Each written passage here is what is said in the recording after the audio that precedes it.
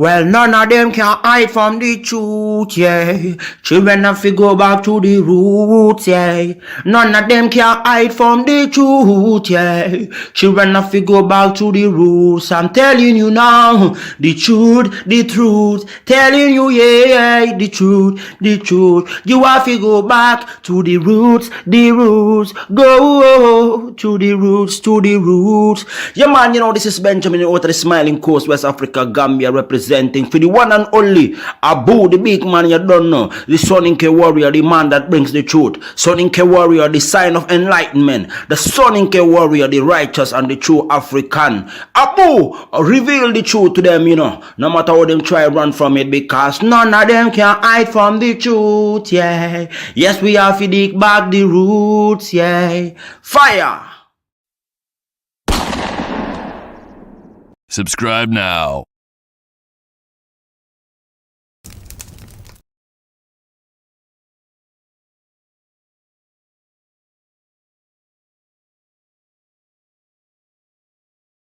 I remember the days, all those years ago that never fade away. And I remember your face when you hit the ground. I can recall the time and place on the midnight walk through the old streets, trying to turn back the clock to the days of old, back to the days when all the things we knew were made of gold. As the world moves on, time sings a song, in the old neighborhood. Say what? Say what? All right, ladies and gentlemen, welcome to the Afridamus Report. I'm your host, Afridamus. Please make sure you like and subscribe to the channel. And if you haven't already hit the like button, please do so. Ladies and gentlemen, today we are going straight to Guyana. Guyana is a small South American country. And, you know, there's a lot that we, the people here, we can learn because, as you guys know, this channel is about, you know, bringing you the news analysis from all around the world, wherever, you know, black people are, you know, or wherever people are, you see. So today I'm gonna break this video down. I'm gonna analyze it. It's an interview that, you know, the president of Guyana had with a, you know, white BBC reporter. And there's a lot that I picked up on this. I have seen the same tactic over and over that they use on these non-white countries. If you guys notice, you know, like whenever, you know, like countries that are considered poor or third world, they want to keep them poor no matter what. So the white people are so proud. I'm talking Europeans. They are so proud of the Industrial Revolution. And whenever you point out and say, look, man, you guys are trying to keep these countries down on their knees. And the Industrial Revolution, which countries' resources fueled the Industrial Revolution? It was resources from places like Guyana, African countries, you know. It's not only natural resources, we're talking human resources too, because you guys do realize Guyana was a slave plantation. So they want to keep them in that position. And you will see there's two kinds of, you know, white supremacists that would come at, you know, non-white people. And they bring, you know, stupid little questions. They want to lecture you. They want to tell you like it is. And these people, they are sent to do this. So now they call, you know, there's no doubt the Western world is developed, right? But now they came up with new rules since they've exploited the whole world, they've taken slaves, resources, they are developed. But now they came up with a new rule trying to tell other countries, the countries that were exploited, they are telling them, oh no, you know what? You cannot use your own natural resources because, you know, um, it's, climate change. Oh, so you were able to go all over the world, you know, you took slaves from different African countries, India, all around the world, taking their resources, keeping them poor. I mean, for we talking hundreds of years. So now these people are waking up.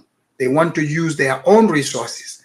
Now you're like, nah, man, you know what? You can't do this. You can't help yourself. This is what is happening with Guyana. And this interview tells it all.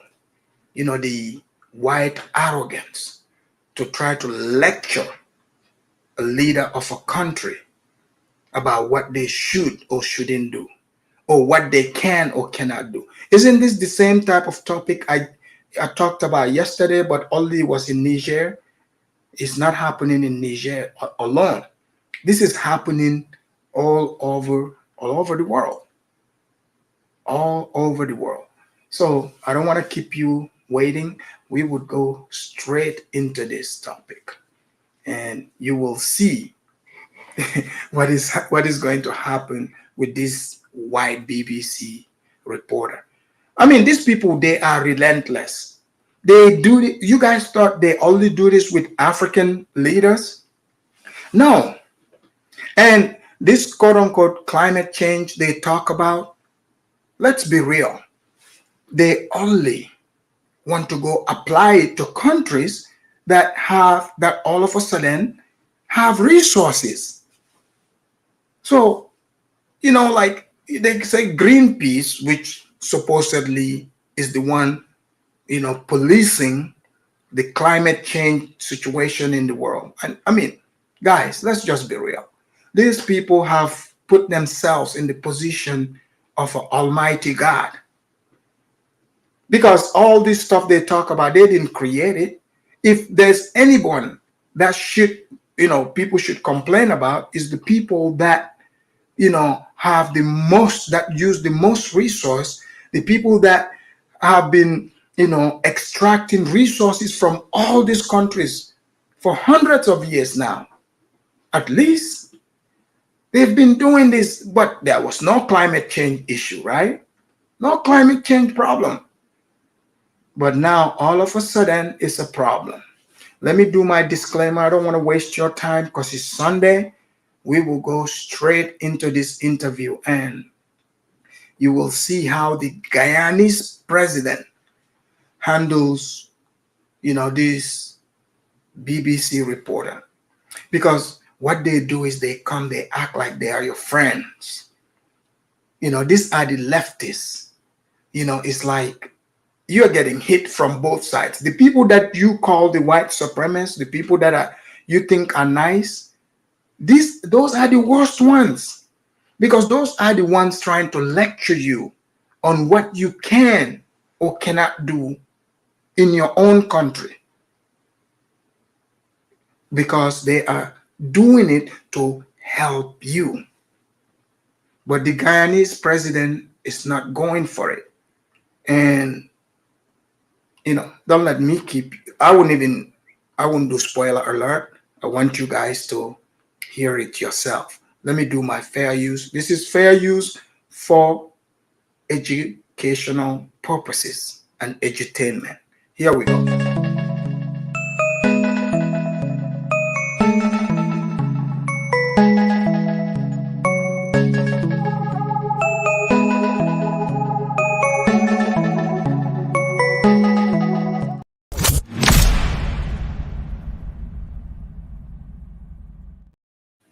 All right.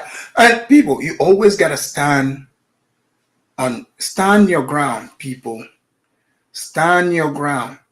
If you're fighting for what you believe in, do not waver. Because, man, it's an evil world we are living in. I'm telling you, the people that come to you smiling, pretending to be your friends, they are not always your friends. I mean, think about it. Even your own family members, when they see you succeeding, they hate it. Not all of them, but they will hate you. I was just talking to one earlier. I did not know this family member, they hate me, so much. They fabricated stories about my YouTube channel. Oh, you said this, and I was like, pull up the video. Pull up the video. So that reminded me exactly of what we are about to see in this interview. Anytime you want to make headway, evil would just come from around the corner. And trust me, they can't help it. It is a spiritual battle because that's their entire purpose, to take you down. So this white BBC reporter is gonna come pretending to be a friend, but you guys will see he is not really a friend. And the Guyanese president will see through this man. And yeah, here we go. Let's start it out. Welcome to Hard Talk. I'm Stephen Sacker, and today I am in Guyana, South America, a country of some 800,000 people, which right now can claim to have the fastest growing economy in the world. The reason? Oil, vast reserves of the stuff located offshore. My guest today is Guyana's president, Irfan Ali. His country's newfound oil riches have stoked tensions with neighboring Venezuela. They've also raised questions about this country's vulnerability to climate change. So, is oil really a blessing or a curse? Yeah, you hear that? So now all of a sudden they are asking if oil is a blessing or a curse. No, it is a blessing. 800,000 people is less than 1 million people in Guyana. They've discovered vast reserve of oil and gas in their country. So now here comes Mr. White Man trying to change this into a curse. But let's find out. And you know what? The questions they are going to be asking here is going to determine their plan. Who asked this kind of question anyway? Thank you, Abdullahi. That's what I'm thinking. Why would anyone even ask this kind of question? You think if they discover oil in England, this man would be asking if it's a curse or a blessing? I highly doubt it. All of a sudden they will be like, oh, climate change have been fixed. That's what they are going to tell us. But let us see how this man is going to try to spin this and turn this into a curse. Something that is a blessing. They're going to try to change it into a curse. Here we go.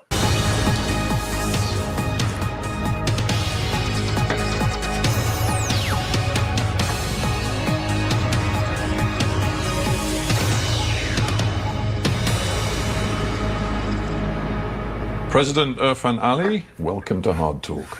Thank you. Mr. President, you lead a country which by many measures has the fastest growing economy in the world. It is down to you to ensure that this massive windfall your country has is used wisely and fairly. Do you feel the pressure? I don't think it's a pressure. It definitely is a challenge, but it is an opportunity.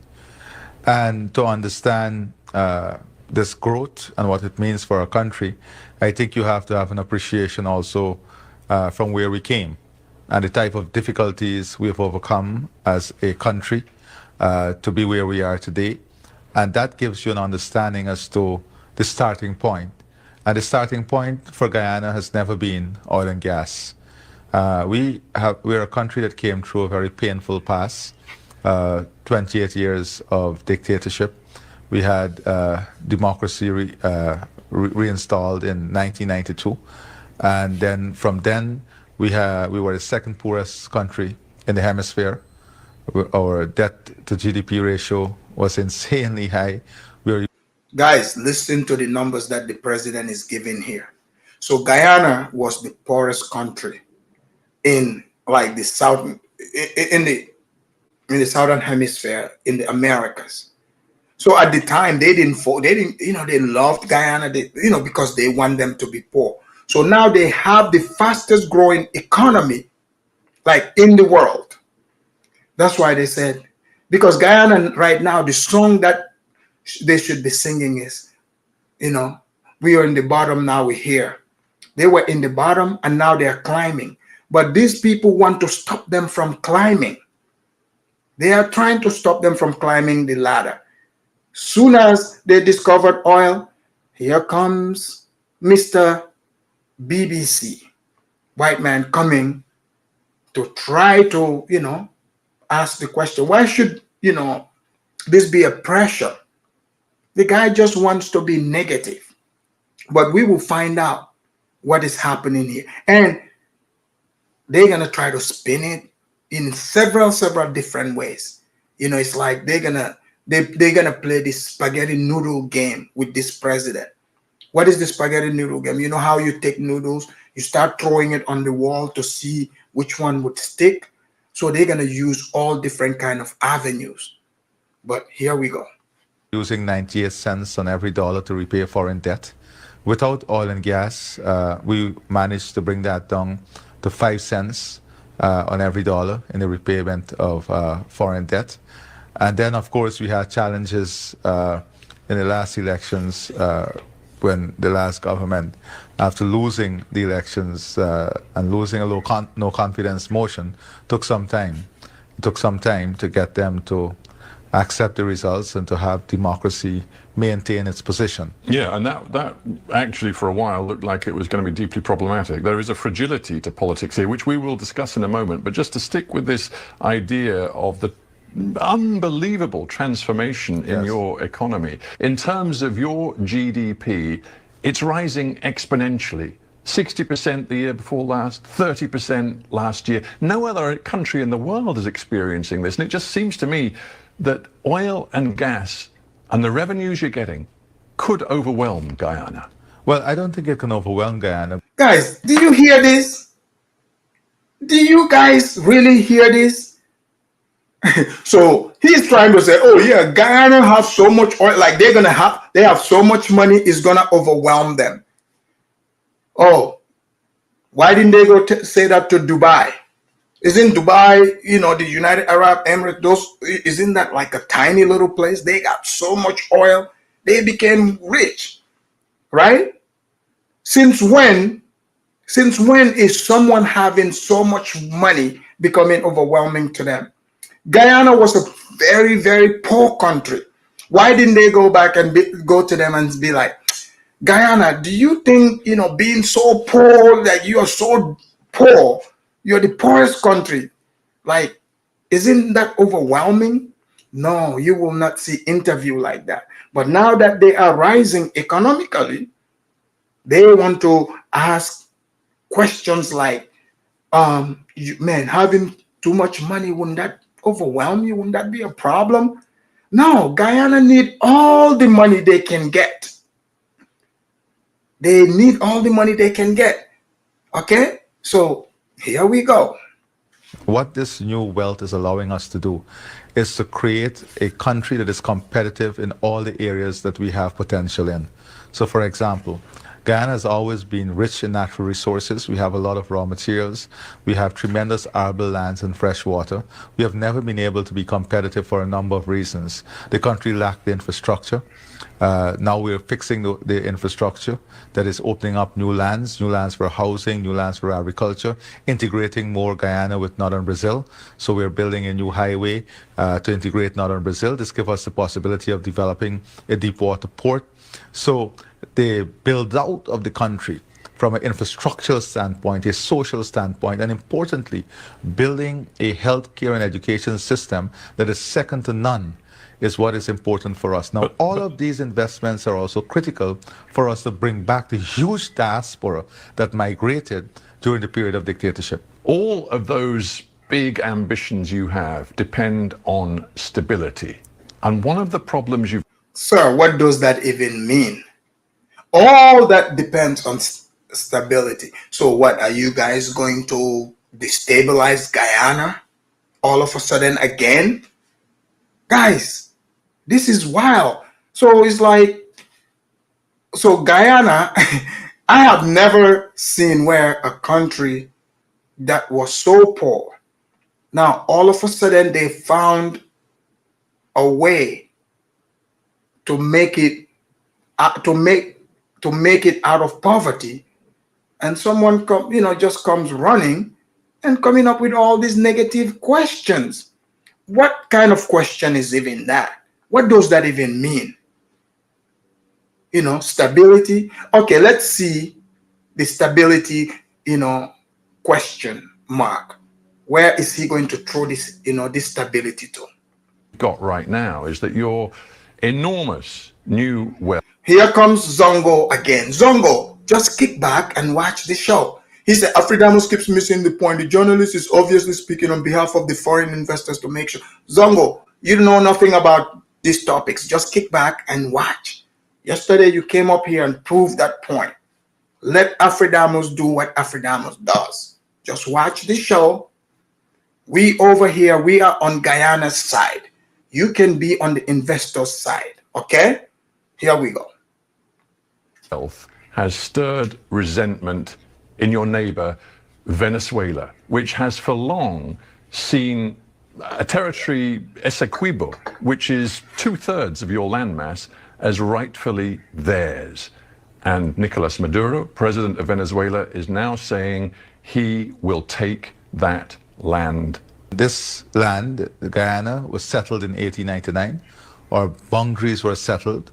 Venezuela participated in the settlement of the boundaries. The Venezuelans say that was a colonial agreement, illegitimate, and it is indeed true to say that right now the International Court of Justice is considering the legitimacy of Venezuela's claim. No.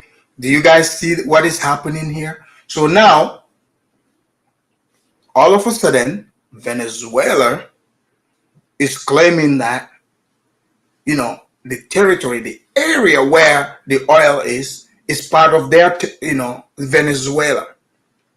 So the type of question this man is asking, meaning he's making it sound like Venezuela, in fact, have the right to go lay claim to this region. So now, you see the hypocrisy here? Because, okay, Venezuela is a bigger country with bigger military, just like Russia versus Ukraine. We've seen the Westerners crying, talking about, oh, Russia went into Ukraine. Let's see if the same sort of tone would be used here. Okay? Let's see if the same, because these people want to kill the free market, the world's economy. So this is point number one. They are going to go to the Venezuela route. Pay attention. They are telling you all the different avenues and tactics they're going to use eventually to destabilize this country again. What I'll come to what the ICJ is considering. In 1899, Venezuela accepted the boundaries. The country Venezuela accepted the boundaries. They even enacted local laws that accepted the boundaries. They participated with Guyana and Brazil in establishing the tri-marker point, in setting out the poles for this with the surveyors on the boundary. So Venezuela participated fully. When we were about to become independent, they raised a controversy. That controversy that they raised is what is before the ICJ. With the greatest respect, we could spend the next hour talking about the International Court of Justice and the case, but I don't want to do that. I just want to talk about practical realities. The reality is that Maduro organized a referendum last year in Venezuela, which overwhelmingly backed the idea that Venezuela should reincorporate, or incorporate, as you would put it, this territory into the Venezuelan state. if that were to happen, you would lose your rights to drill and produce oil and gas offshore. Oh, wow. Unbelievable. Did you guys hear what kind of question is even this? So since when can a bigger country that is bordering a smaller country, the country they have valuable resources, so what, you can just go set up a referendum and say, okay, my people overwhelmingly agrees that this region is our region, we're going to take it. So where was Venezuela before this oil showed up? They were right there. Why didn't they do the referendum? So this man is speaking as if Venezuela just should, would be able to have just free reign to go do whatever they want. This is unbelievable. Do you guys see the hypocrisy? Isn't this the same people right now crying, telling us how we should support Ukraine? Vladimir Putin is evil. He is invading Ukraine. They said that's illegal. But here we go. Venezuela is a gangster country. Maduro, this type of questioning, this type of speech, obviously is about empowering, Venezuela to be able to invade Guyana. Or off the coast of Essequibo. Well, first of all, we will not allow that to happen. And that is why we are before the ICJ, because we believe in the international rule of law. We are a peaceful country. We are a democratic country. We believe in regional stability, and we are before the ICJ. Sure, but with the greatest respect, you're also a country with a military and security force of, 4,000 men at best. Venezuela can call upon 150,000 men. I'm coming to that. So, but before that, I must establish the point that our first line of defense has always been diplomacy, and we respect the international law and the outcome of the court. So, the disparity is huge. Venezuela can call on, we're talking over 100,000 troops. They have that. Guyana is a small country. They only have 4,000,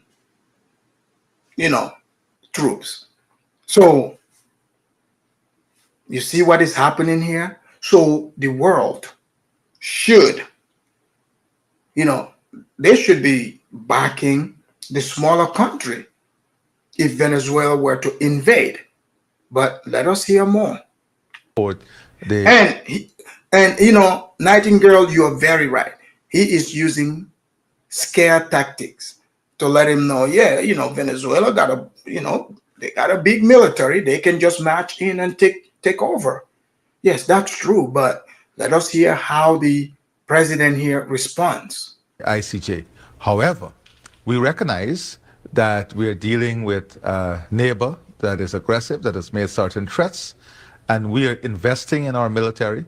We're investing in the technology of our military. We're investing in infrastructure. But more than that, we have aligned ourselves with countries and a region that is on the side of Guyana. The CARICOM as a region has issued a statement in support of Guyana's sovereignty. Oh, that's good. CARICOM, which is the Caribbean island countries. So we need all hands on deck. The Jamaicans, you want to go, make sure that, people start, preparing to enroll to fight for Guyana. The Jamaicans, we wouldn't count Haiti. They got their own issues there. But St. Thomas, all those Caribbean countries. So let us hear more. This president is making sense. If you have a situation like this, they would have to align themselves with powerful countries. And it looks like he is already thinking ahead.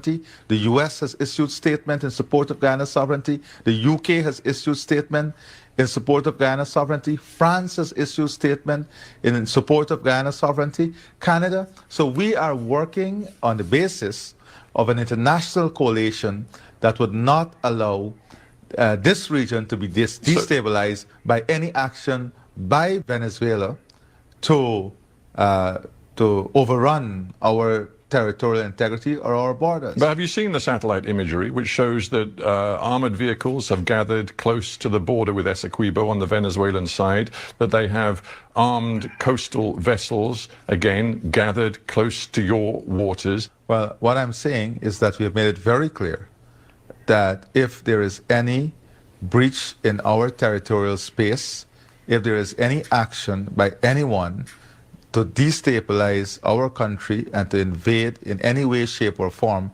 that we will call upon every force and every friend to help us and to work with us to protect our territorial integrity. Let's talk about a different aspect of the oil and gas bonanza. Your relationship with the... So, scare tactic number one. So, the stability part, meaning Venezuela, which is a socialist country. So now what, the neighbor is just going to invade? So Venezuela is showing envy here. Venezuela have their own oil, but oh no, they don't want Guyana to all of a sudden have their own oil reserve. So, you know, they are setting up their military. Doesn't Venezuela have ton of economic problems to take care of? But scare tactic number one, so he is setting up the point to try to get into the president's head. So now he's about to go to number two. Number two will be what? The climate change factors. So let us hear what this man is about to ask. key oil corporation which undertook the exploration and undertakes much of the production. That is Exxon. They've been here from the very beginning. Yes. Why did Guyana give Exxon such an extraordinarily sweet deal, which gives them an unprecedented amount of economic gain from their work here? Well, first of all, this agreement was made under the last government. You have not changed it, Mr. President. Yes, no, and I'm coming to that because there is something called sanctity of contract. What message are we going to send to international investors if you have a contract and then you just change the contract? When Exxon came to Guyana to explore for oil, they came to explore for oil. There was no one said oil is here. They invested, they explored for oil. After they would have completed the exploration, they found oil. After they found oil, there's a production sharing agreement that was signed by the last government. An agreement that was signed by the last government. You only get, if I may say so, and of course you only get 2% royalties. It's a 50% profit share after cost recovery. And the cost recovery, as I understand it, is going into the many billions of dollars already, i.e. Exxon is basically saying, we're not going to give you much of a share of this because think about the vast expense we have had developing these oil fields. I think that's totally a misconception. First of all, I'm agreeing with you that it was a bad deal. We have said this publicly. But we cannot move from a bad deal to a situation where you unilaterally change a contract. Simple question. Is Guyana being exploited right now by... Oh, so now this BBC reporter is asking the question, oh, is Guyana being exploited? Have you ever seen these people ask, like a Congolese president, is Congo being exploited? Have you ever seen them ask these various African countries with resources, are you being exploited? Have you even seen these people ask Niger, Burkina Faso, Mali, and these other places if they are being exploited? No. So these people are hypocrites. You must know these are leftists, okay? They are leftists. Of course, now you can be a leftist because they've become wealthy, they've become rich. So now their entire goal is to keep the global south, on their knees, keep Africa, all these other places. They want to keep them poor, and mostly people point fingers at America, but you must know America does a lot of lot of the bidding, they do it with, with the British. The British are behind a lot of these things. But let us see what else he's gonna say. Guys, please don't forget to hit the like. Keep hitting the like. Exxon. I'll come to your Simple question. question. I wouldn't say that we're being exploited by Exxon. We signed an agreement as a country with Exxon. We cannot unilaterally change that agreement. What we committed ourselves to do as the new government is to ensure that no new PSA would have those similar terms. And we've already changed the PSA to be more balanced in terms of giving the country the best possible revenue, but more importantly, in ensuring that we don't also create a situation where investment in the sector is curtailed because of the PSA. But Mr. President, I just want to be very straight with you. We're sitting here together, the two of us, in a luxury hotel in Georgetown, and outside this door there is a fancy conference expo in which many corporate leaders from big oil around the world are sniffing around the opportunities in your country. And at the very same time, we have a report from Global Witness, the anti-corruption people, saying that if a deal had been done with the more usual royalty and cost agreements like we've seen in other parts of the world, then Guyana would stand to gain another $50 billion from your oil and gas reserves, money you are not going to get. How can you tell the people of your own country, many of them living in poverty, that this deal that you are currently operating under to get the oil and gas out of the ground is a good deal for them? Did I say it's a good deal? I said that the deal. No, Habibi, don't worry. He's about to explain this. He's not saying the deal is a great deal, but it was signed with the last sitting president. So this president cannot just come and scrap the deal. And you would find out that the oil exploration was done by Exxon. So this president obviously is gonna renegotiate, which is what he did, which is helping their economy, grow so fast. That's why they have the fastest growing economy. But he's about to, break that down. So, like, I get it. 2% is definitely, a bad deal. We all can agree to that. But he didn't make that deal. But the deal have been signed. So I'm sure behind closed doors, negotiations would have to taking place, to at least give Guyana an advantage. But here we go. Deal was heavily skewed to Exxon. We have said this publicly. You're not getting it. We have said that the deal was heavily skewed to Exxon. But we cannot unilaterally change the agreement that the last government signed. That will send, no. That will send a tremendous. It's like you asking me. It's like I asking you. You agree that slavery was bad and the greatest indignity to humankind. Why not pay reparation?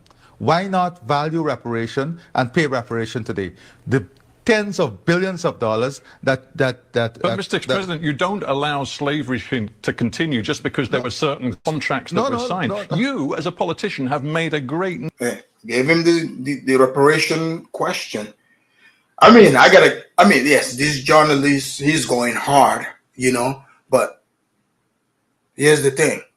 He's not going to want to enter the analogy, the example of slavery and reparation. You see, he's going to push away from that example very quickly.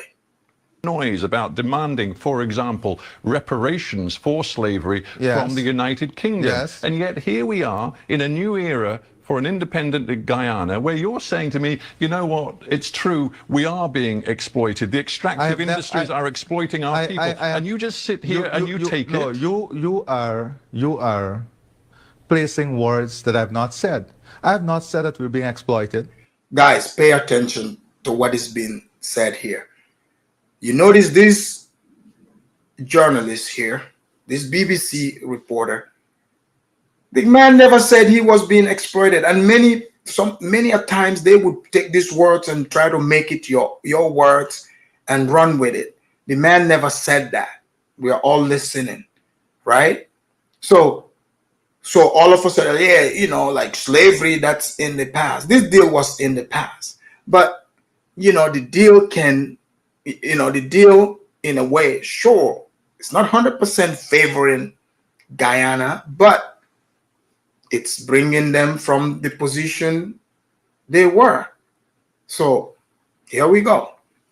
I have said that a contract signed by the last government, the contract that was signed by the last government was heavily skewed to the investor. And we have said that. And I've said to you that as a new government, we cannot unilaterally change that contract. It's not just, if I may say so, it's not just about the finances, the royalties, the expenses that Exxon demands. It's also about things like insurance. There's an extraordinary case last year in the Guyanan courts where the court decided that your own Environmental Protection Agency and Exxon had failed to provide the necessary guarantees that any oil spill would, in the end, be fully paid for in terms of cleanup by Exxon's parent company. We have said, and what we are doing, what are we doing to address these issues? Right now, we are redrafting environmental laws to take care of this. Soon we'll have You haven't taken care of it, even though the... So wait. Okay, what is he implying? They shouldn't honor the contract, and you're talking about environmental spills. Like Guyana, they would take care of this. Okay, they are saying they would take care of it. What is he gonna tell us that? Oh, you know what? Why don't these journalists just go? You know what? We, the British, we don't believe that you are capable of running the show, so therefore you shouldn't drill the oil. I mean, he might as well just say that. I mean, come on. What is he trying to say? The oil has been discovered, and this oil would have to come out the ground. The people, they need this money. They need the country to be developed. They need to change their situation. So all these type of questions he's coming up with, I don't get, but hey, I can't fault the man for asking the question. This is what he want to ask, and he will get answers. Fine. The drilling is taking place every single day. If there was a massive oil spill tomorrow, can you tell your own people that Guyana, and indeed the rest of the Caribbean, would be fully recompensed by Exxon? What I can say is that there are systems in place in the operations of Manuel, operations of Exxon to take care of this. There are systems in place. Let's take a big picture look at what's going on here. Over the next decade, 2 decades, it is expected that there will be $150 billion worth of oil and gas extracted off your coast. It's an extraordinary figure. But think of it in practical terms.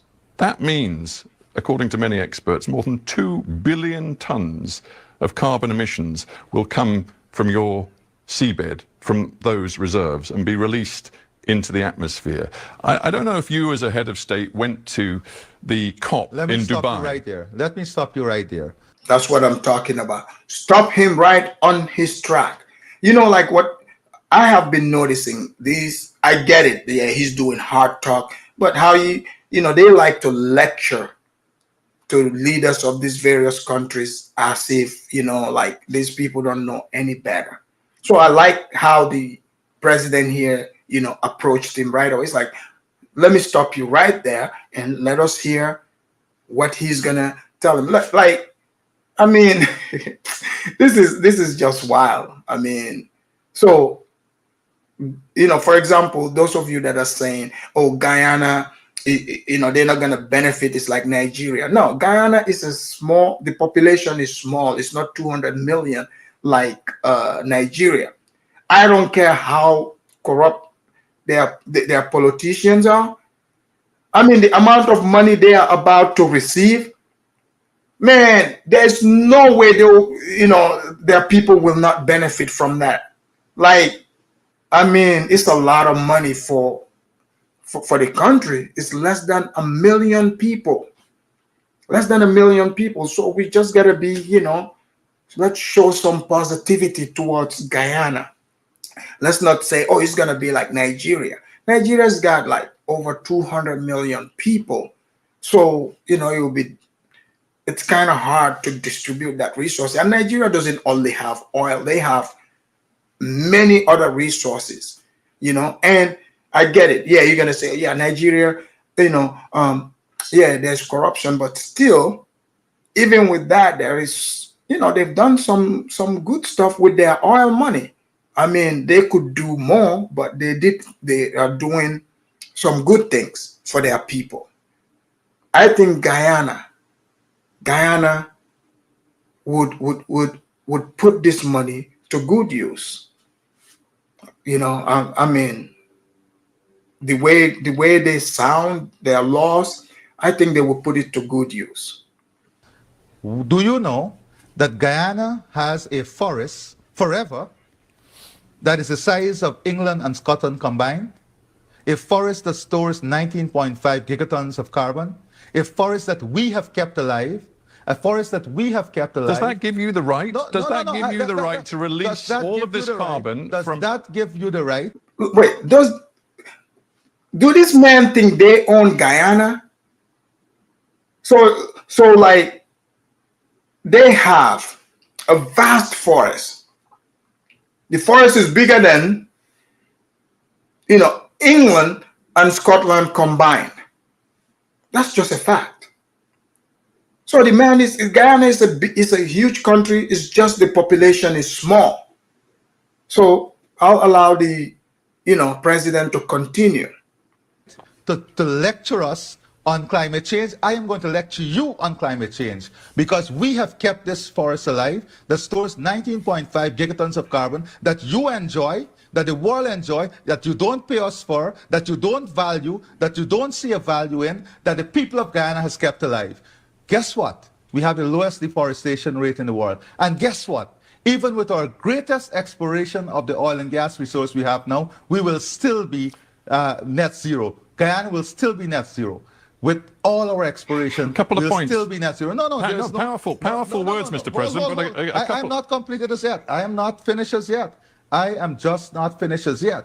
Because this is the hypocrisy that exists in the world. The world in the last 50 years has lost 65% of all its biodiversity. We have kept our biodiversity. Are you valuing it? Are you ready to pay for it? When is the developed world going to pay for it? Or are you in the pockets?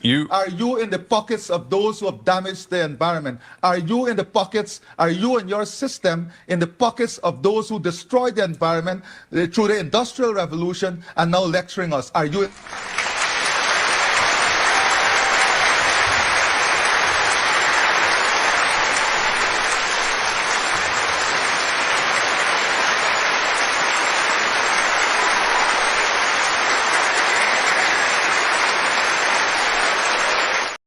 Bomb. Now, you may say you have every right to exploit that oil and gas. That is ridiculous. We, even with our... I hope my African people are watching this. Do you guys, this is how you respond. This man want to come in thinking, oh yeah, I'm the host of, Hard Talk. So I'm going to go in and lecture these people. Man, he gave it to him. He thinks he's this smart British reporter, but they took him back to primary school.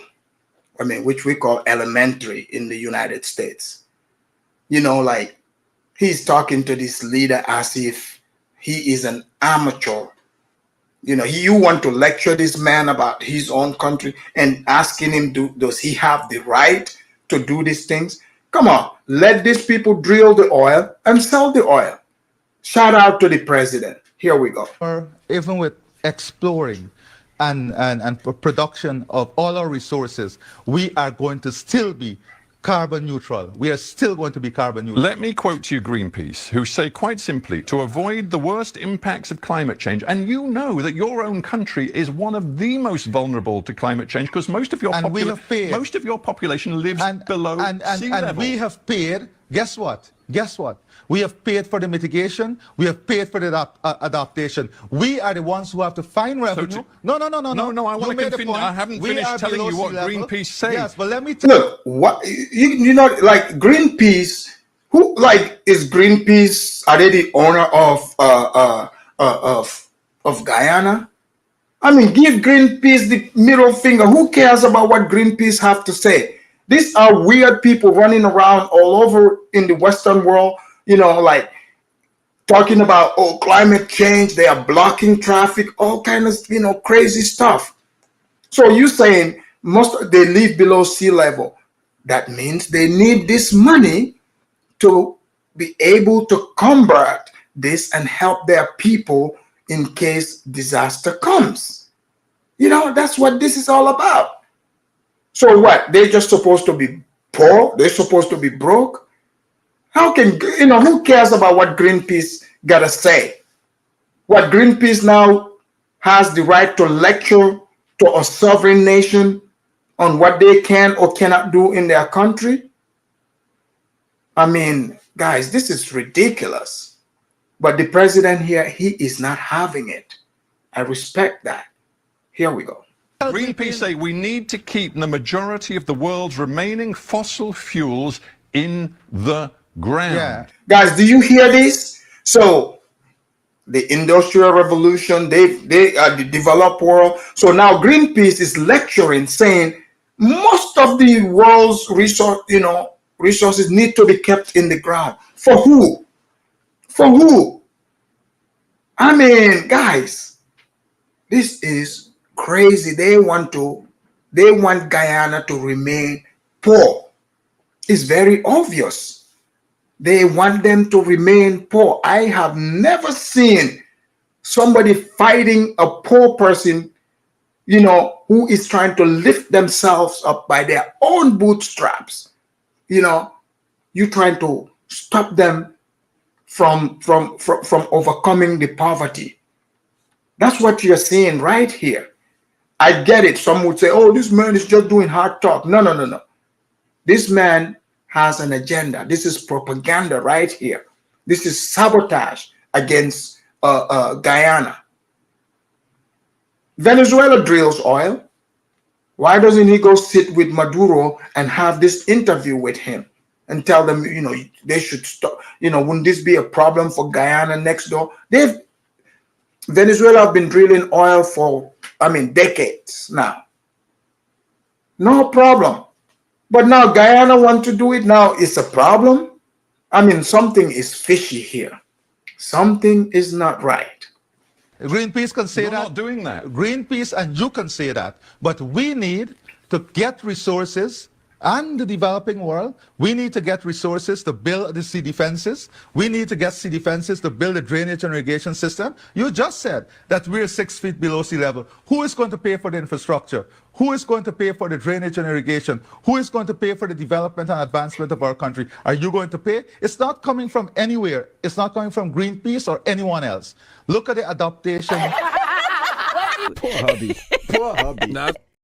Isn't there a cynicism here in Georgetown, best expressed by your vice president, who said recently, because there is this climate change imperative to decarbonize, our policy is to get as much oil out of the ground as quickly as possible. Now, he said, that's harsh for those who think that you should be environmentally sound, but that is the reality of it. Those were very honest words from your vice president. And that is what we are, honest. We're practical. So you're rushing to get this oil out before any deal is done, to quote Dubai COP, to transition away from oil and gas. You can say we are rushing, but we are very practical. We have this natural resource, and we are going to aggressively pursue this natural resource because we have to develop our country. We are committed to the development of this region. We have to create the opportunity for our people because no one is bringing that for us. No one is bringing. The man is 100% correct. Zongo, what you calm down, Afridam, is just hard talk.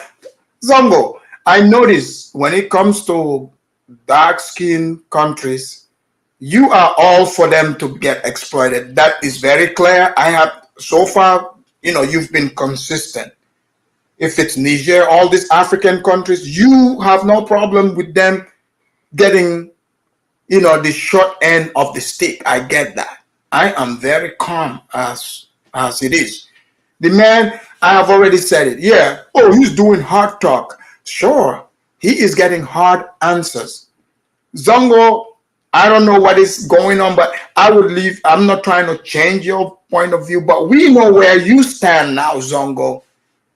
I thought you were just against Niger, but all the way to Guyana, you are against Guyana coming out of poverty too? Like, what's going on?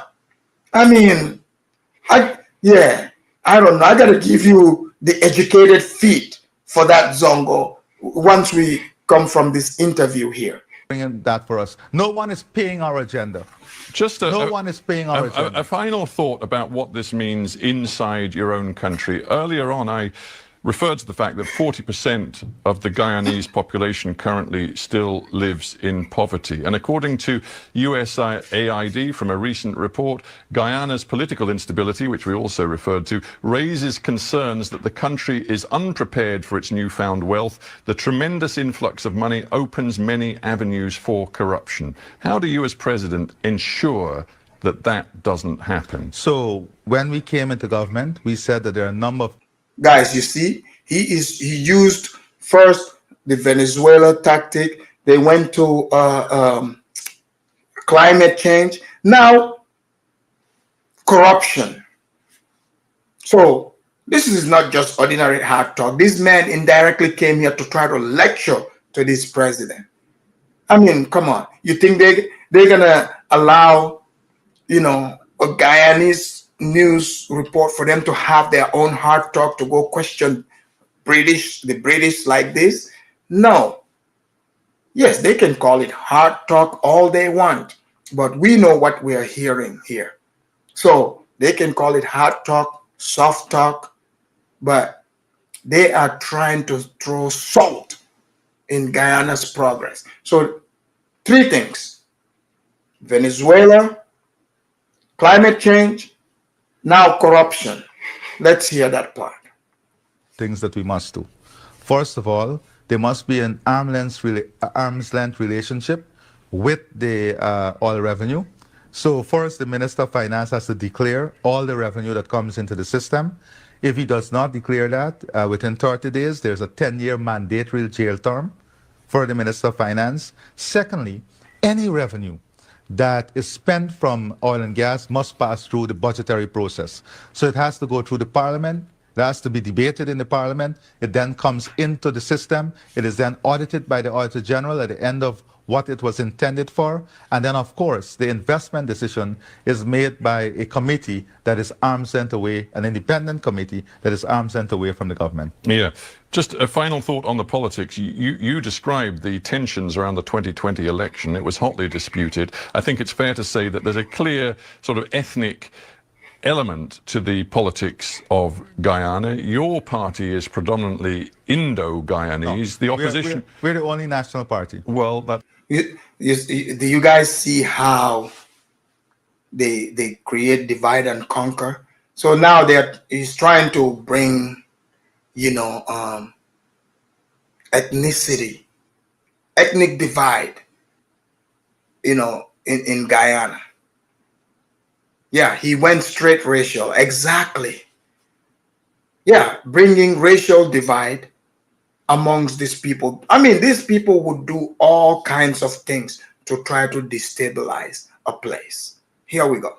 That's what you say. But nonetheless, when you go on the ground. And the link is in the chat today. I want to make it super quick. So those of you that want to call in, I want to hear your viewpoint. Make it short and sweet. Thank you. And I invite you to our Congress. You will see the representation of party. I refer to the opposition leader, Aubrey Norton, from the opposition National Congress. So now you're saying that in the words of the opposition leader. No, I want to pursue the words he recently said, where he said that given everything that your government is doing with the oil money, to quote him, a one-party state is emerging in Guyana. There are fears that the money you have access to is entrenching your political supremacy. Well, first of all, let me address an issue. You have to give me a few moments. The ethnic division of this country was instigated by external forces. You are aware of this. It was instigated by external forces. We have to accept that. This is part of your legacy. Part of your legacy is this, that you divided the people. You guys see the man, boom. I like how he gave it to him straight. I mean, come on. How else do they control these places? They create division. And this is the legacy of the British, what they've left over there. So now that guy, I mean, he's used all kinds of tactics. They used, the Venezuela route, they used climate change, and now ethnic division. Man, it's an evil world we are living in. Pay attention. We have been working aggressively on bringing back the people together. My agenda is a one Guyana agenda, and I want to see all of Guyana prosper and prosperity come to every single home. So our political party is a national political party, and to win the elections, you have to win more than 50% of the vote. There is no one ethnic group that is 50% in this country. If you look at the ethnic breakdown of the country, for a political party to win the elections, and we are one political party, we have to win from all ethnic groups. We have to win from all segments. So we are pursuing a political strategy that brings our people together, that unify our people, and that works towards bringing prosperity to every single home. That is a strategy that we are pursuing. And that is the only strategy we are interested in. A final thought, because we're almost out of time, and it comes from Frederick Collins, who's the director of Transparency International in Guyana. And it's in a sense, it's the reworking of an old idea, because he says oil can still end up being more of a curse than a blessing to the Guyanese people. Are you sure that that won't happen? We intend for it not only to be a blessing, but for it to be an important tool in the transformation of our society, in the building of a prosperous Guyana and a sustainable Guyana. For us, this revenue, this stream of revenue, offers us the opportunity to diversify our economy and to create a country that can finally fulfill all of its potential. But it's one heck of a responsibility on you. I'm ready to take that responsibility and to fulfill that responsibility, more importantly. All right, you guys heard it. You guys heard it. Okay, I have Abdullahi in the house. Abdullahi, welcome to the Afridamus Report. Hey, glad to be here. Abdullahi, what do you want to add to this interview here? And Abdullahi, where are you calling from? I'm calling from Indiana. Indiana. Okay. Are you familiar with Guyana? Oh, yeah. Yep. All right. So what do you think about this interview here? I mean, do you think this hard talk guy is sincere? He's asking questions, that is in the interest of the Guyanese people, or he's trying to, use divide and conquer to throw salt in their blessing? What do you think? Probably the latter. But in terms of just watching the interview, I read some articles while I was listening to you, just about the history of. I remembered Guyana. I think that's where Jamestown was. That religious zealot that had a bunch of people that committed the suicide.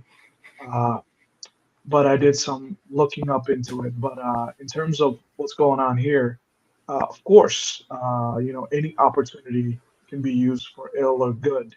It just depends on who's at the helm of who's at the helm in terms of guiding the young country that is Guyana. So, but saying that somehow, he's basically, like you said, he's throwing a bunch of things at the wall to see what sticks. Talking about, in terms of the environment. Come on, China is the biggest perpetrator in terms of CO2 emissions.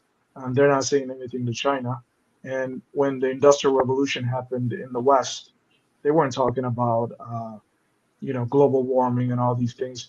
The only reason they're even talking about that now is because they're developed enough and their science is developed enough to see the kind of effect they had on the environment. But if you're worried about what you're going to eat tomorrow, or, the sewage, system is functioning, or you have no time to be worried about nature, you know what I mean? Yeah. So, but Guyana have like huge forests. They're preserving it. So I don't see the problem here. Yeah, the rainforest there. it's like he said, his carbon footprint is a net zero. So in terms of actually being responsible of what they can get out of the earth and what they put back, they're actually on the up and up when compared to the Western world in the northern hemisphere. They're not where the you know uh, by the equator where you can actually have rainforest and temperate zones and all that. Yeah, I agree Do, with you. do you think Venezuela would eventually be bold enough to invade? Oh no, no, they will. This is I just looked it up in terms of their agreement. Their agreement is based on a colonial agreement back in the turn of the century, 1900. And the only reason they agreed upon that outcome was because I think America pressured Grover Cleveland. I don't know who the president was, but I was just reading some of that on Wikipedia. It seems like that agreement was they regretted making that agreement, the Venezuelans, but they had other fish to fry. And around 1960, they came back again when they established their liberation in 1965 or whatever, and they tried to do the same thing, but they couldn't. And Guyana had several other issues when it comes to the racial divide between the blacks and the Indians. Uh, but it's actually getting better from what I hear or from what I read But recently. their GDP, their economy is growing fast. It's the fastest in the world. But let Their us bring population in, is not. Their yeah, the population is not. population is small. So that's, it's like, No, you but know, it hasn't been growing for the last. I just read that for the last 20 years, their population is. So in terms of actually replacement rates and all these things, they're having some issues there. I don't know what that entails. huh. Well, with the more money, they'll be able to import more people to come in. Let us bring in Zongo. Zongo, I see you, you brought your gang member picture. Welcome to the Afridamus report. Uh, greetings to you, Afrodamas. Greetings to you, Abdullahi. And greetings to the chat. Can you guys hear me clearly? Loud and clear, Zongo. Well, first of all, I want to set the record straight. I do not support, develop. I'm not supporting like Western imperialism. Like, I'm not a fan of that. Actually, You I'm not? just no, I'm not doing that. Actually, I'm just trying to give my judgment based on the information you provided, right? And the And, little and and knowledge. and I see that you called me a communist and a socialist. What about me gave you the impression that I'm No, but any I of those? no, but I didn't call you that. Ask if Afridam was really a communist or a But socialist. I just but wanted to what know your stand. why would Want I to know why would I be a communist in America, sir? because I know like you yourself are a beneficiary of American capitalism. So I it's am a like capitalist, sir. I'm not. So this no, I hard know. talk guy is trying to stifle free market. No, it's not. Okay, let me give you my comment about Yeah, this. yeah. Give your take. I want to hear you. As usual, I mean, after that was I get it. Like you brought the news from Guyana. I mean, I might not put much focus in that area, but that doesn't mean that if they're speaking about a topic, I wouldn't be able to give an insight on that. Now, you speaking about oil and gas, and then when the journalist was saying that, oh, they have a dispute with Venezuela and uh, and Guyana about the oil. I knew like probably it could be an oil field, an offshore oil field. Cause Zongo, hold that on, is Zongo. That let, is not. That is. You see, they're let me not say talking about the oil field. They're talking about an entire region. Did you miss yeah, what was said? And I heard what Venezuela, like you said you're not familiar with this region, yeah, right? but I know No, speaking about so how did you come up with, the location of an oil field? They're talking about a territory. yeah, but it's an oil. If this is gonna No, have no, an no, oil, no. It's not. They're not like talking about saying it's in offshore. They're saying a territory, Esquibo. It's yeah, a but it's an area of Guyana. yeah, but you guys spoke about Exxon Mobil, and Exxon Mobil was the one who explored the area, and then the oil field is located offshore. I mean, come on. I mean, the reason is Zongo, I get that. I get that, but they're talking about Can I give my? It's in a territory. What I'm saying, it's in a territory, right? And this territory is always been part of Guyana until now that they got oil. It's not like the dispute is not about saying, oh, this water area, because I know exactly where you're trying to go with this. You're trying to switch it to say where, like, some countries they would have like confusion. This even happened like in between like Gambia and Senegal. They're so intertwined, so the water is kind of hard to tell. This is not that type of situation. But anyway, but the reserve. Okay, let me the reserve. You can drill the oil over here. Let's say like on your YouTube screen. You can discover the oil over there, but the reserve could extend to another country. And that's where probably they might have some differences over. But that's not. I'm telling you, that's not the case, Zongo. Okay, but that is a possibility. You know why I know that? Because in Ghana there was a similar situation like that. Yeah, but this is not Ghana, Zongo. Yeah, Zongo. Speaking about oil, man, I have knowledge about that. Can I give an insight on that? But what I'm saying, you're changing the conversation to what you want it to be. I'm not arguing with you. Okay. There are listeners. And there are people who are going to come later to listen to what I'm saying. And people who have some kind of knowledge about the industry, they're going to concur with what I'm saying.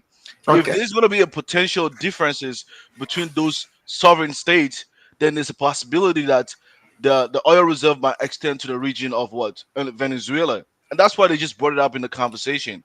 I mean, a similar situation happened, like you said, in the case of Gambia and Senegal. Same thing happened between Ghana and Cote d'Ivoire. And guess what happened? They took in the case of Ghana and Cote d'Ivoire, they took it to the International Criminal Court, and the case was ruled in favor of Ghana. I mean, it happens, but it doesn't mean that Cote d'Ivoire is going to wait, Zongo. Yes, I get what you're saying, but did you miss the whole thing? Venezuela, they are talking about an entire territory. This is not like like offshore drilling question here. They are talking about an entire region. Yeah. So I don't know if you listen to the interview or not, but that's what was said. I'm pretty sure if it was about like what you're saying, yes, that does happen, but that is not the situation here. Now, how do you know that's not the situation? Because you have because I've been researching it. I've been reading, about the situation here and following it. But do you realize that you can discover an oil in Gambia, but then the reserve can extend in Senegal? Do you Yes. So, but do you acknowledge that there could be a potential dispute from that too as well? Yes, but that is not what I'm saying here. This here they are talking about an entire region, a territory. Venezuela is claiming that is theirs. They're not saying that the oil that is discovered is in there. Like they're not saying the water, the drill, they came into our area. No, they're saying they own that area. They own the region. And Alfredamas, okay. You say you are a strong proponent of capitalism, right? And you know capitalism now. Exxon Mobil, a huge American corporation. I mean, they invested huge sums of money to explore oil over there. They're not going to allow any new governments to come and derail the existing contract they have. They want to make sure that if this new government in power is going to hold on to the agreement they had with the previous governments, right? I mean, that's not the debate. The man even said he's not going to, switch it. That's not what they're saying. Yeah, that's not even the debate here. Yeah, but I'm speaking. I'm just building a point, right? So if you listen to the earlier part of the conversation, I think the journalist was just speaking on behalf of the investors, and there's nothing wrong. It's not like he doesn't like Guyana to prosper. He just want to make sure, like, if this current leader that is in power, is he gonna act strange, or is he gonna be be against us, or is he gonna be in favor of us, so that our investment will be protected? Thank you for speaking for the white man, but over here at the Afrodamus report, I also have the right to analyze what we are hearing, sir. Yeah. I mean, the president, clearly you heard him, because the interviewer is telling him they are being exploited. trying to push the idea that he should back out of the deal. But the man is saying, no, this deal was signed with the former president. They cannot just come and scrap it. So that's not the debate here. Like, I'm not saying, like, if they can negotiate. So what is the debate now? I mean, you talk about environmental regulations. It's going to take time. I mean, when the journalists ask them about environmental regulation, now, I mean, that's what the world isn't backing on. I mean, they could choose not to conform to what the journalist is saying. Actually, they can choose not to do it anyway. But the people in that country are the ones going to be impacted by the emissions over there. The world anyway is moving towards zero emission. Using engines that do not use combustion engines. I mean, let me just rephrase it in a different way. The cars that are being manufactured going forward is going to be without using combustion engines. They're going to use the batteries, right? You're talking about zero emission is only for the developed nations. What Afrodamus is trying to get at is, what he's saying is he sees the hypocrisy in terms of once they cross the door, now they're closing the door behind them in terms of how do you develop?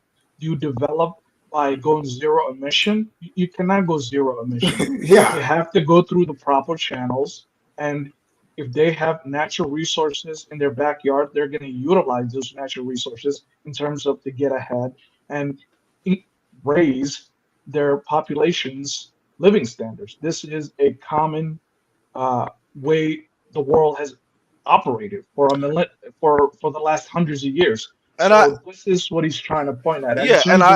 The reporter trying to look for investors' interest. He's not. He's from the BBC. He's a liberal. No, I get what you're saying. But I agree with what you're saying. I agree with what you're saying. But I'm just saying the fact that the journalist proposed that doesn't mean he's going to come and enforce it in your country. Zongo. That's not nobody. Zongo. We know the journalist is not the one that's going to enforce it, but there's a reason why he's asking these questions. He was sent to ask these questions on behalf of the people. Do you know about Greenpeace? He's mentioned. Okay, so to you, you just, oh no, the journalist, you're making it sound like I'm sitting here saying is the journalist. No, the journalist is just a mouthpiece to go, what the agenda that's been discussed. This is the questions he's asking along those lines to see what this man is saying. You see what I'm saying? This is not just some innocent questions. The way you are trying to, frame it. So what do you suggest? Okay, let me ask you, because as far as Greenpeace is concerned, Guyana should not even drill this, right? No. What do you suggest? What do you suggest they do? That's what I'm saying. That's what I'm saying. The point I'm saying. Well, we're talking emission, right? Yeah. Okay. So there can never be zero. No, I'm not. There can never be zero. Zero emission. So what do you suggest Guyana do now? Okay. First of all, I'm not debating with you. We're having a discussion, right? I know. I'm asking you. Yeah. What do you suggest Guyana do? I mean, Abdullahi said that the Western world, for the past years, have been they've benefited from this industry, and now they are trying to restrict other countries from having the opportunity to explore from this discovery. Right? They have every right to do whatever they want to do with their oil reserves, right? But the immediate effect of the impact is going to impact their own people. I mean, let them worry about that. Exactly, and that's what I'm saying. Let Guyana worry about that, sir. How is this going to impact them? Can you tell us? What? How is them drilling their oil going to impact their people? They need this money. They're already 6 feet, 6 feet below sea level. They need to build drainages. They need to build sea walls, right? They don't have the money. Ghana is not going to give them the money. Ghana itself is begging, right? The white man you're speaking on behalf of is not going to give this to them. So now I'm asking you, what do you suggest they do, sir? I mean, if the world, if a lot of the countries are no longer using oil and gas, it means Guyana is the ones going to be using their oil and gas, right? And the impact, the factories over there, they're going to emit COs, SO2s, uh, particulate matter, have significant impact on on the human health. If you don't know, go check. Well, Go check. again, I'm asking you.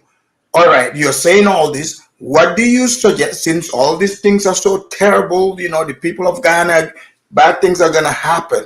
What do you suggest they do with this newfound wealth, sir? I mean, it's still their own prerogative, but the point. No. You are the expert here, sir. Okay. Zongo, The point I'm trying to say is that immediate effect on this is. I know this. I did some research in terms of the CO2 emissions and how they affect southern hemisphere countries, especially I don't mean countries that have large forests. what I didn't say and CO2. also certain winds that happen in the I forget the exact thing, but they're actually not going to be affected as much as China and the northern hemisphere. Yeah, but countries. okay, hold on, Abdullahi. So you are speaking of CO2, right? So we have Yes. CO, carbon monoxide. We have oxides on nitrogen oxides. We have sulfides, particulate matter. All these are pollutants that comes from fossil fuel that could also have an immediate impact on the human health as well. Oh, so only guy. So you are telling me? I'm not saying just Wait, hold on. So Venezuela next door. Mhm. They've been drilling oil for years, for decades now, right? This didn't come up. They do, the people were living just fine, right? Even here in the United States, like Texas, California, other places. So it's no problem in this Arab world. But now, all of a sudden, when it comes to Guyana, you are talking about, how, this is going to affect their people and stuff. So they have hundreds of billions worth of, resource under their feet. So you are telling us about all this. I'm saying it's a small country, right? I'm saying if they refine the oil and they use the oil in their country, right? That's what I mean. I mean, in the US too, they have the same impact as well. After most of these factories, they emit hazardous air pollutants, right? So that's why I'm asking you, what should they do? Not drill? Yeah, most of these factories in America that you see, they have control technologies that regulate these emissions. Oh, so you don't think people with hundreds of billions of dollars can do the same thing? Didn't you hear what the president was saying? That they are now trying to strategize to implement environmental programs to regulate emissions over there. Didn't you hear what he said? They are not even deciding to do something about that. No. What? He said they're going to put plans in place. They said he already told us they're going to put. He already said that. But they don't have a program. They don't have a program that. They don't have a program. No. Zongo. What do you mean? The guy said they are writing the laws. They are implementing all this. What are you talking about? And we heard him say it. Were you even listening? I get what you're saying, but the thing is like, did you get sent by Hard Talk here to come and discredit the president of Guyana? What's going on? See, my guy, let's put Guyana out of the situation. No. This is about Guyana. We're not going to talk about any other place but Guyana today. Let's say if the oil was in the US, I would have still hold the same point of view. I'm not going to change my point. No. We're going to talk about Guyana. I'm asking you, what do you suggest they do? Because you're saying all this stuff. So should they just follow what Greenpeace said? Leave the oil in the ground and not drill it? Is that what I'm trying to say? Is that I'm going to give the rational point of view, but at the end of the day, it's up to them for them to make their own. Okay, what is that rational point of view? Protect the health of the people from harmful pollutants that they're already working on implementing. Before that, they're going to starve before that. Anyways, let's bring in Ola. Ola, welcome to the Afridamus Report. Oh, thank you, Afridamus. Thank you for coming in, Ola. Ola, what do you think about this interview and the conversation you're hearing here? I want to hear your point of view. You're familiar with the oil market. Yeah, Afridamus, you see, when Guyana is a small country, small and confused country. Mm-hmm. Understand? Very confused. Is where Africa and Asia met. You can see some of them, they are heavily intermixed. You confuse who is black, who is Asian, but I think they also have a divided over there between the Indians and the Africans also. See, when this guy came there to interview this guy, you have to see two things that what he's trying to do. One, you see the president of that country is already intimidated already. You understand me? He looks scared. You know, Well, he's responding the right way, though. yeah, he can be responding, but the questions and some of the things that he was being asked, it looked like an agent way of questioning. You see, he have Thank not you. really, he doesn't really have much saying. One, they already set up a problem between him and Venezuela. And it's a small country. It looked like a district somewhere in United States. You understand me? Whereby we call it local government. Yeah. 800,000 population. That is small. Possibility even more, maybe less even than 800,000 population. So they were trying to fish things out of his mouth to see if he would budge, if he would change, if he would do. You see, look, when the Europeans are coming to ask you something, you have to have it in mind. They ask you questions as kind of like what do you call it? Observation, you know. But what do you think They about his they responses? try to observe and evaluate, you know, a lot of things around you. So as whatever the American companies already there, possibility the other mercenaries there also that will try to protect the American interest also. Right. So the guy actually he can't change nothing. Yeah, but the United States is not going to allow No, Venezuela to invade and destroy the interests of an of the United American States. company. So sure, the Americans will gain it a lot. It's just like any other African countries. It's just like what Ghana is also facing also. Ghana oil boom was just also being negotiated also in a very bad way. Just like what happened in Nigeria also. You understand me? But the problem with Nigeria now is that they're trying to crawl in back. This is taking years. You know, oil was being discovered in Nigeria in 1950 something, or they started drilling in 1950 something already. So what you have to understand is that all this question about climate change, not climate change, these are just like random questions that we're just playing into. Look, when these people see us, they see us like guys that do not really understand anything. You understand me? He just talk about Greenpeace, not Greenpeace. They don't care about Greenpeace. If they care about Greenpeace, how about their own place? You know, United States, let's say for example, it's a very big oil territory. You understand me? No, this is the British. Russia about Greenpeace. The leftists are trying to tell. They're all the same. Yeah, They're all but the same. They work together. Yeah, but Exxon Mobil is an Well, American. yes, they work American as a company, group. yeah. You see, they work as yeah, you understand, but they work as a group. You understand me? They work as a group. You understand me? This guy can't do nothing. That oil has been conquered. He have already been conquered before they ever discovered the oil there. And he can't really do much. Neither he obey. If he disobey, they will take him out. If he try to do anything, the population can't do anything. The blacks there, they don't really like each other. So they can't really come together as a unified one country to say, no, this is not what But you know that they have so much oil now, and it's a small population. Don't you think this is bringing them together? They're gonna prosper together as a nation. Yes, but they also have other way of life also that didn't really bring it together. If you check Guyana, you will see that the discrimination between the Asians and the Africans there, the neighbors, it's very, very wide. The Indians, Yeah, but the oil is gonna change that. see, who's in power will negotiate anything that will favor them. Who's in control? Look, the Africans there are not business minded there. It's just like a place like Suriname also, whereby the Africans there also are not business minded. It's the Indians that control the economy there. Place like Guyana. Can I say something? Hold on. No, I want to add something to your point. Even in Ghana, when they discovered the oil in the western region, do you know, like the people in the western region, they say that they want a special treatment of that oil money to come to them because the oil was when anyone's in their region. No, man. People are Look, Guyana is less than 1 million people. Okay, they will not. They have way a lot of money in their ground. I think they would be fine. Afrodamos, let me just tell you the truth. The people that control the economy in some of these countries that have large population of Indians, you can see it's almost like 50-50 or 60-50.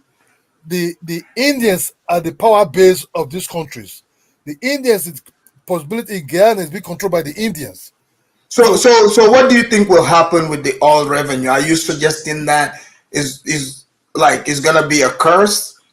Do you think it's a curse or a blessing? First of all, It can be a curse against the African. The Africans there will be like the laborers. You said, yeah, but they have a lot of money coming into the country. It would improve everybody's lives. What is their percentage? Look, in business, right? What Zongo said, you have to be like the same people. Why Venezuela is threatening Guyana? Because you know they're not really united like that. You understand me? Even Venezuela invade Guyana, the Africans will not even do nothing about it. No, I don't think Venezuela would, because Exxon Mobil is an American company, and America is not gonna allow. Venezuela is not going to do no damn shit. They're just making mouth. The American companies are there. They have their own mercenaries, soldiers already there, already protecting them. They're not going to do no jack shit. Yeah, but what you should understand, he knows the politics, man. Kidora's making what you should know is this: Guyana, they're going to benefit nothing. Possibility they will pollute those areas. Possibility they'll get sick out of those this is maybe 30 years, 40 years from now. It's that territory where that zone where they're discovering these things would be a highly toxic territory. Sometimes I get. But Kidola, what about the fact that, do you know that they have the fastest growing economy in the world? Their GDP is high now. The Western world will use mouth. So people are benefiting. No, the Western is bringing their money, so they are projecting. Well, that's what stimulates the economy. They have a lot of money coming in, so that would create employment, in the country. Afrodamos, the Western world will use anything, propaganda, audio, anything to blow your economy. Exactly, long time ago, we thought Greece was the so-called 10th economy of the world. Even in Ghana, man. Even recently, some 3 years ago, they say Ghana was the booming economy. But think about this, guys. Think about it. These people, they used to have, like Aldo is saying, $1 or $2 a day. Go look at their, like now their GDP. Like, these people are doing much better already. They're doing much better already. If I were you, go and stay in that country, live there permanently, then you now understand this audio talking. Look, not long ago. Well, Kidola, me, I'm used to the American lifestyle, so most places will not meet my standard, unfortunately. Yeah, few mafias. About the Guyanans there's a few mafias that will control this business. They'll be super rich. Some they will even billionaires. But the truth about the larger population will not get nothing, because all this is already sucked up. But you have to understand, they say Western country that said this person is a billionaire, you're a billionaire, you're a billionaire. Kanye West was a billionaire not too long ago, but Kanye West was just an audio billionaire. You understand me? The way they make Pop Daddy a billionaire, it's just an audio. So Kidola, have you been to the Niger Delta area? I mean, while the oil can bring you significant amount of wealth, it also comes with adversity as well. Yeah, pollution. People are pollution. But Nigeria should have put things in place. And this is what I'm trying to say, that it's going to happen, right? No, we don't know that. The fishermen in those regions might lose their job. Zongo, these people's economy, they are diversifying it. They are trust me. It's not going to be anything. You're comparing it to Nigeria and Ghana. That is not the same situation. All right. The population is not. They have a small population, with this vast amount of wealth. Let's bring in the Be brave. Look, Afrodama, let me just hang on 2 minutes. Afrodama, look, the population is nothing. These guys will still be living in wooden houses where they live over there. You understand me? There's nothing will change. There'll never be no block houses for them. Maybe the few Indians that control the economy will be super rich out of it. You understand me? While the Africans who are there, who believe they're from Ghana, you understand me? Because most of them believe they're from Ghana there. You understand me? We also get confused there. The truth of the matter is Western countries, Western people, they can use any audio to blow you up, just like what they did to Mandela. They use audio also to blow Mandela as a hero. This one can take a heavy praise on you. Look at Greece years back. They say Greece was blah blah blah blah. When Greece started collapsing, oh, this country have nothing even. You understand me? So Western people can use media to promote because they control the capitalist system of business. You understand me? They can say anything to you. They can raise your economy. They can fall it also. So it doesn't matter. Don't forget about what they're saying now. Just look at the real picture. Who's All right. enjoying, who's not enjoying. All right. I hear you.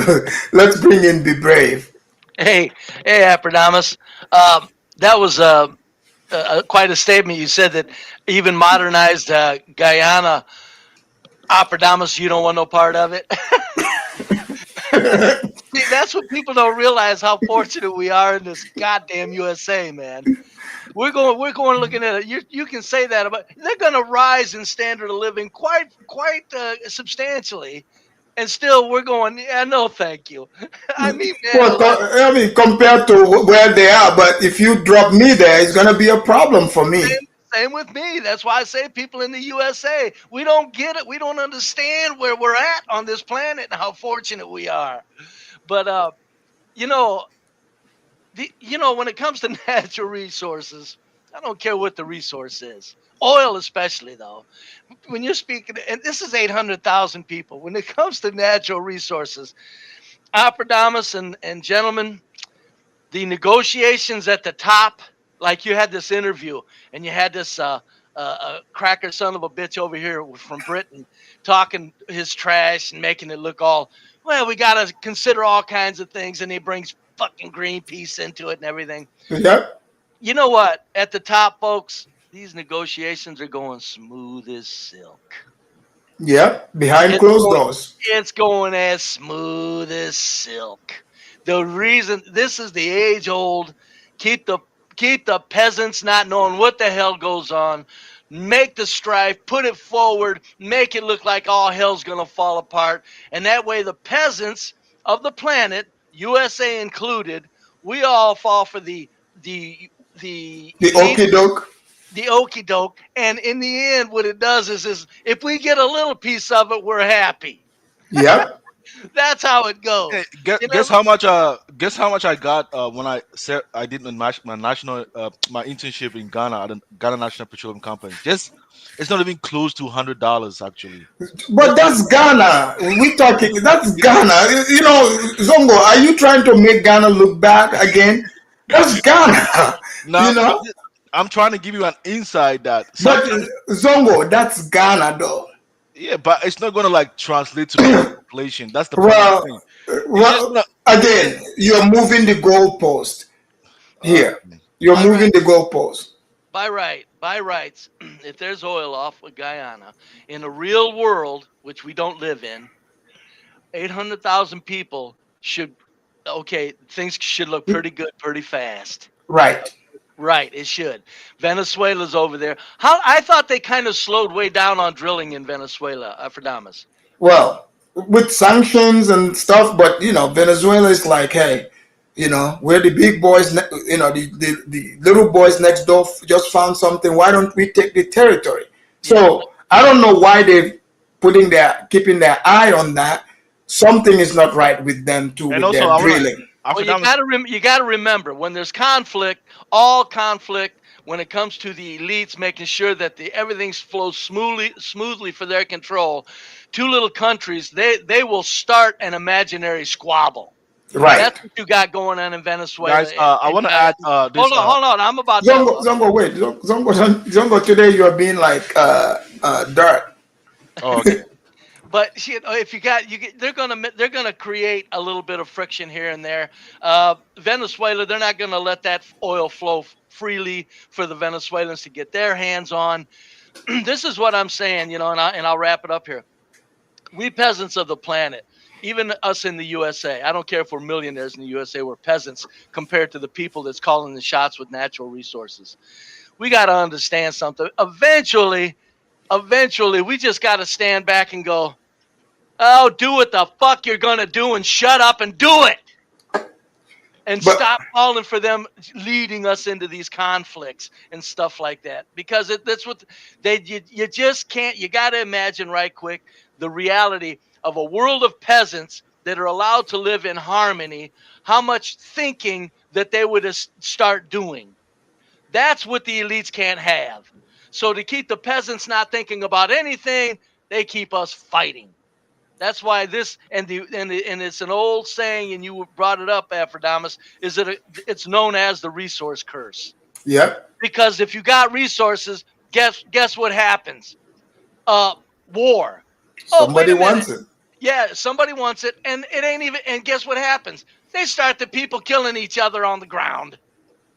Well, this interview sounds like they want to create that sort of thing. They talked about Venezuela, climate, and ethnic division, race.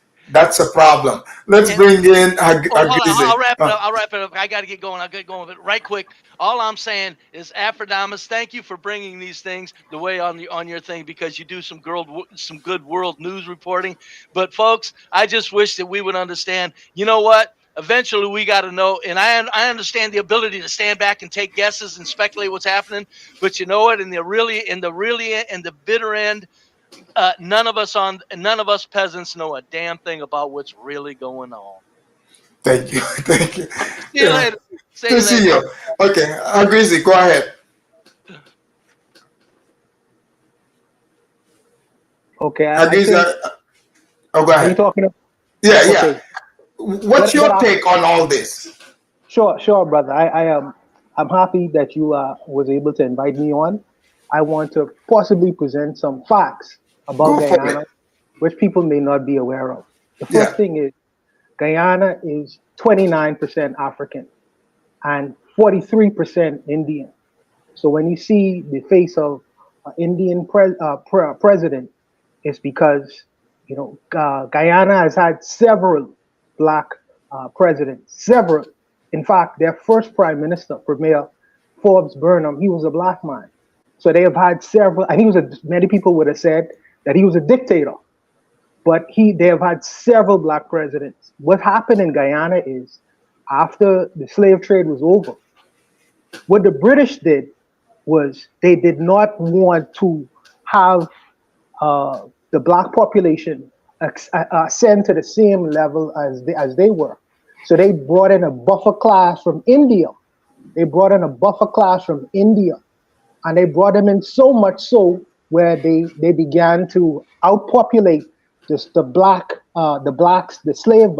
who were originally slaves in that area. They outpopulated that class of people. This is the reason why you see so much Indian or Indo-Guyanese people inside Guyana right now. That's the reason for that. And when Kedola says, well, these guys are poor, these guys are not in business. The reason for that is because the British made it illegal for the indigenous black population to be a part of the so-called merchant class. It was illegal for them to be store owners. It was illegal for them to get into any kind of industries.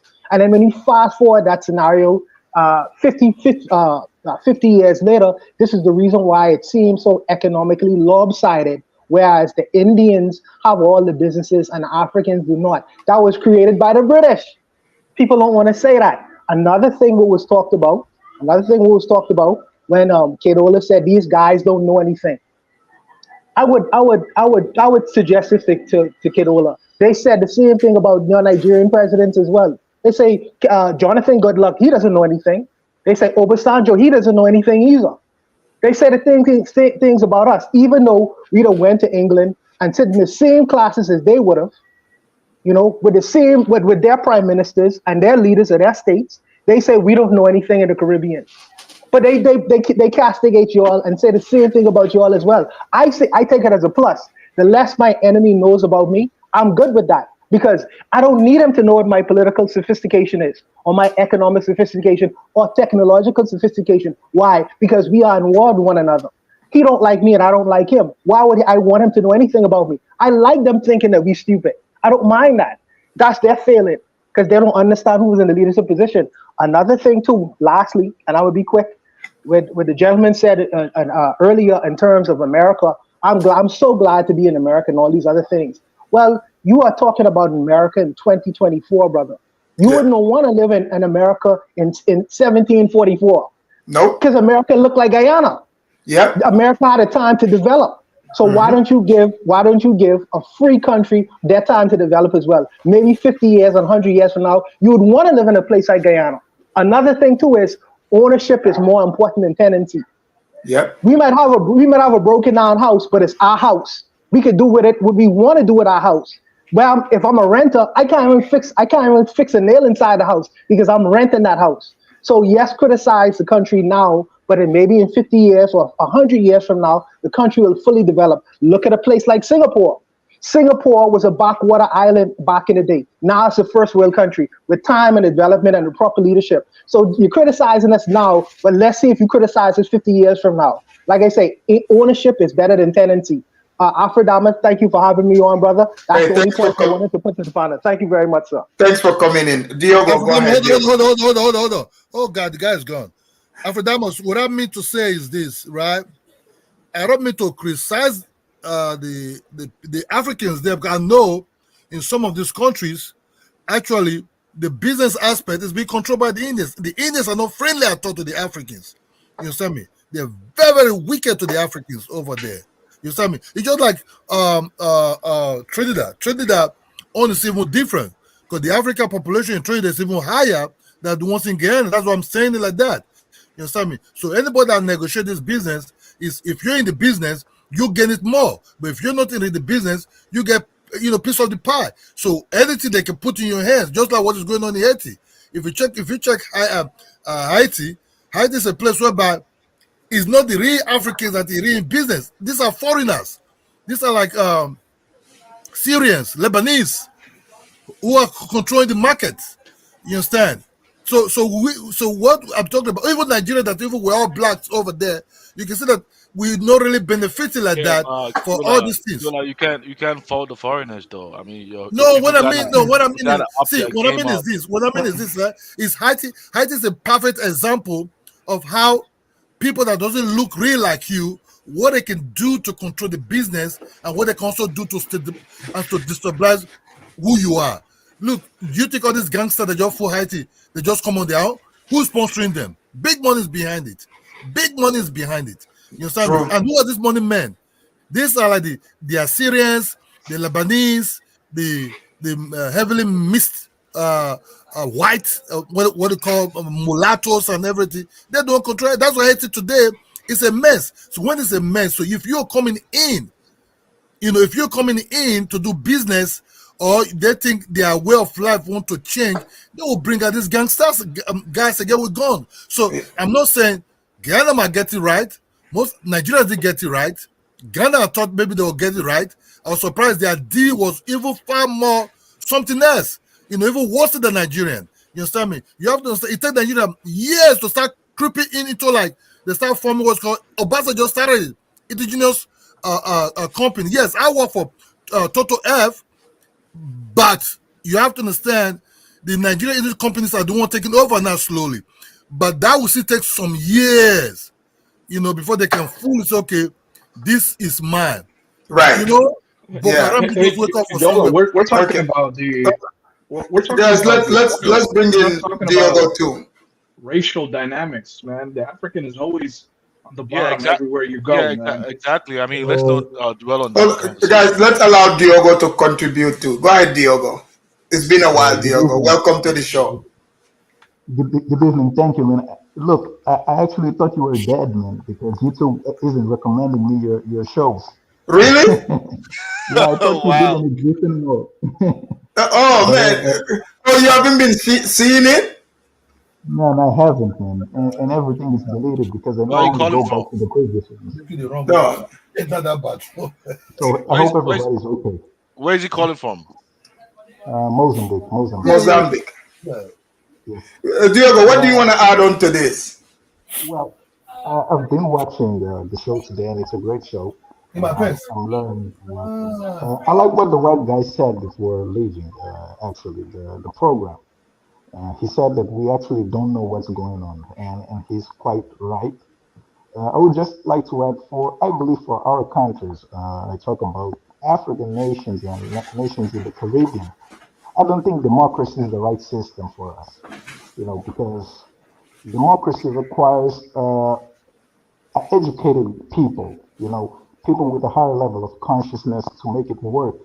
And I believe we are not there yet as black people, let's say in Africa, for example.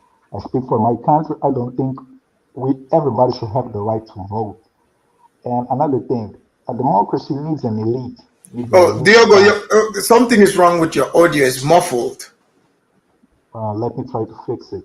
Yeah. Maybe or speak a little louder too. But yeah, and guys, actually, I have an appointment that I need to get to. Can you guys hear me now? Yes, much better. So let's make it fast, 30 seconds each. So, but Diego, if you can, because I gotta get going here.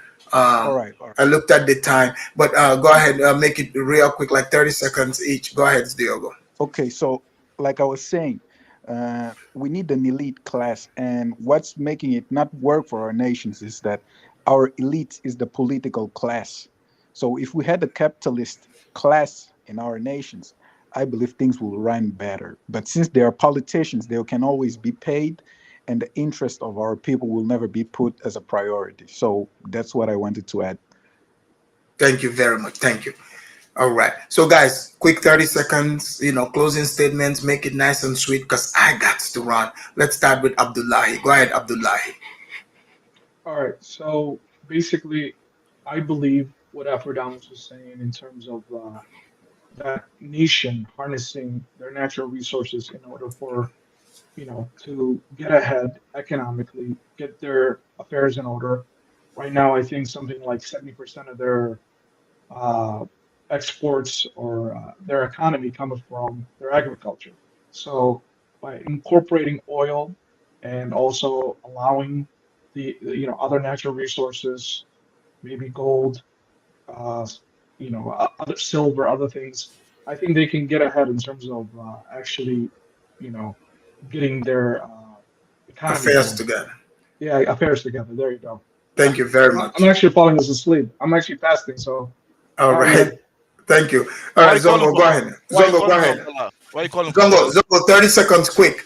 I like to say, the world, the country with the largest oil reserve is not Saudi Arabia. It's actually Venezuela, right? But Venezuela is not the richest country in the world. Their richness is not even compared to that of Saudi Arabia because of the kind of oil they have. It's mostly heavy oil. It's capital intensive to remove it from the ground. So most investors are not even considering investing heavily in Venezuela. Similarly, the investors that came to invest in Guyana, we have to understand that they are investing it with the hope of getting some kind of return, right?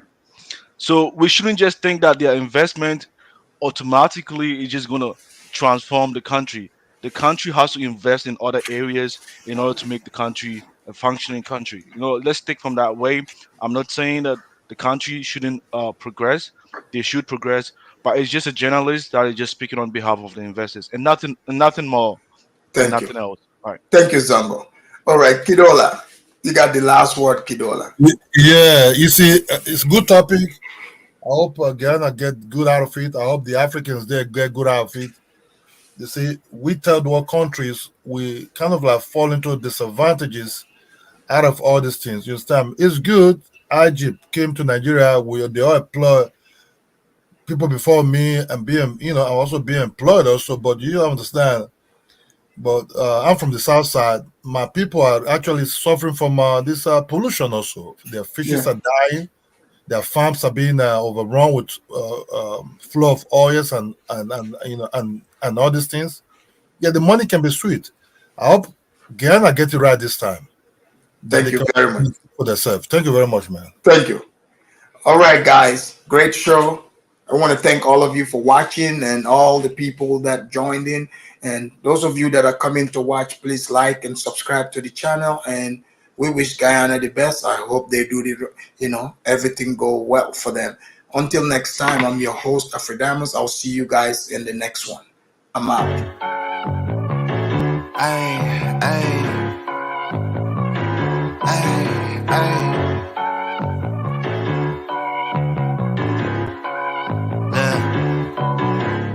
Baby girl love my bop and I like me too. No roof on my top and my babe see-through. Hating on the pen, don't stop, shit ain't gon' feed you. I've been all on my grind, so why I need you? Baby girl love my bop and I like me too. No roof on my top and my babe see-through. Hating on the pen, don't stop, shit ain't gon' feed you. I've been all on my grind, so why I need you? Big flex, my swole up, double cup and I'm pulled up. Niggas hating like hold up, what's the